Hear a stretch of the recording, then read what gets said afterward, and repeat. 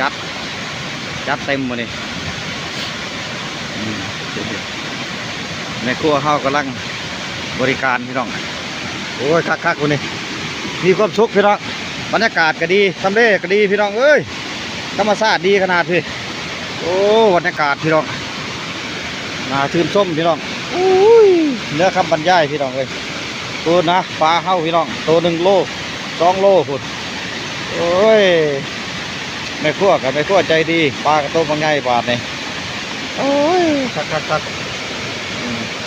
เนาะมือดีกะจีติดตามกันเด้อพี่น้องเด้อรอลุ้นกันว่าเฮาเจียดน้ำมันจะขึ้นบ่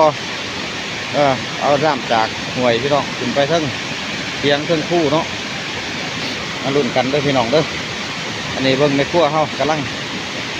เห็ดกินพี่น้องมันเห็ดกินดอกเห็ดท้องแก้ม